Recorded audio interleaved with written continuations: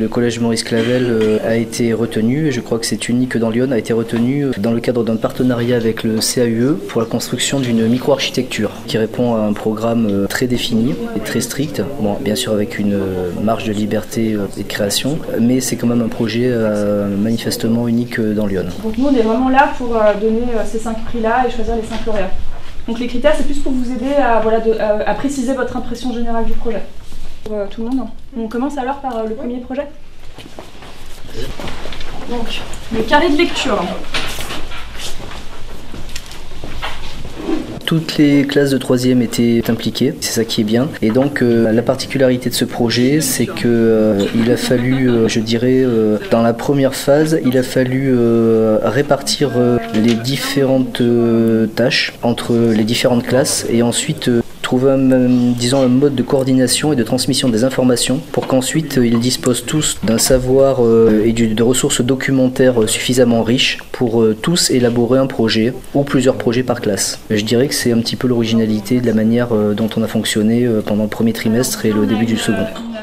On a vraiment essayé de suivre la démarche d'un architecte professionnel. On a fait un travail, alors avec une classe, on a fait d'abord un travail de repérage dans le lieu, repérage dans le site du collège et le site environnant, l'environnement, pour étudier l'environnement architectural, pour voir comment cette micro-architecture allait s'inscrire déjà dans un dialogue entre le collège et son environnement. Ensuite, une autre classe a été chargée de faire toute une recherche sur ce qu'était une micro-architecture en tant que petite architecture. Donc là, il y a eu à la fois une recherche documentaire et une phase, disons, de création. Chaque élève devait inventer rapidement un projet graphique de micro-architecture par rapport à l'échelle réelle d'un bâtiment, par rapport à l'échelle humaine, pour se rendre compte de ce que c'était. Il y a une autre classe qui a été chargée de travailler sur la question de l'espace qui pouvait être dédié à cette architecture en fonction de leurs désirs et de leurs souhaits, de leurs attentes. Donc ils ont travaillé sur plan. Ensuite on a collecté tout ça, c'est-à-dire traces du repérage, carte d'identité des micro-architectures et plan. On a collecté tout ça et lorsque les élèves ont été mis en situation de projet, ils avaient à leur disposition toute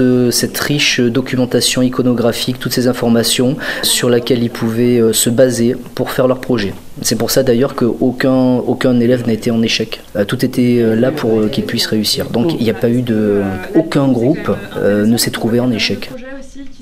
De la question de la lecture en extérieur. Ce qui est très très bien, c'est que 2 personnes sont intervenues en cours. Alors donc il y a Madame Tagliabu qui est paysagiste mais qui travaille donc au CAUE. Également l'intervention de Madame Gevrey-Noireau qui est architecte. Et donc en fait alors ce qui est très très bien, c'est qu'elles sont intervenues donc pour présenter les métiers de l'architecture et les métiers liés à l'architecture. Madame Gevrey-Noireau a aidé chaque classe à lancer les projets et la réalisation des maquettes en leur expliquant exactement comment on faisait une maquette à l'échelle, les conversions ensuite d'une maquette à l'échelle en construction réelle. Donc en fait c'était vraiment très très intéressant pour eux.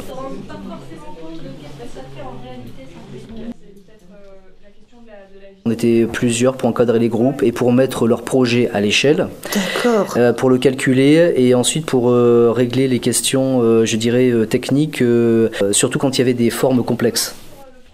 Le 12e projet, la cabane à fruits. Donc celle-ci. Donc là, vous remarquez la porte sur le côté. Par contre, il y avait une originalité par rapport à ce travail, c'est que c'était sans électricité et sans eau, je crois. Je sais plus. Oui, pas de connexion. Pas de connexion, pas de réseau. Pas facile, hein?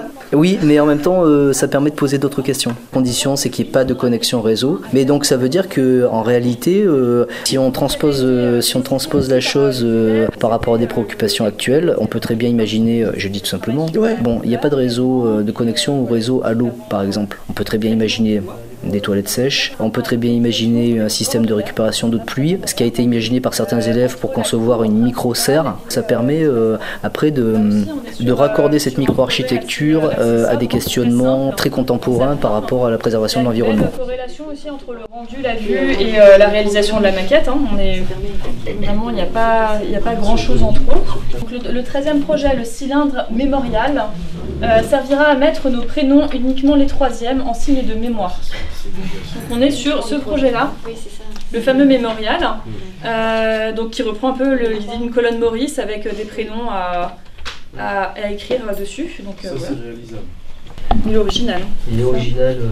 Voilà, c'est la liberté d'expression. Aussi longtemps que les élèves ont été en situation de projet, ils étaient libres de choisir l'espace d'implantation de leur micro-architecture. Par contre, nous, on avait une contrainte d'implantation, c'est-à-dire qu'on n'était pas libre par rapport à ça. On ne pouvait pas, des questions en fait, je crois surtout de sécurité, on ne pouvait pas choisir librement le lieu. Nous, en fait, on n'avait pas de liberté par rapport à ça. Mais par contre, les élèves, dans la phase de projet, pouvaient très bien dédier un espace donné, autre que celui-ci, à leur micro-architecture. Et d'ailleurs, ils avaient la possibilité de le faire.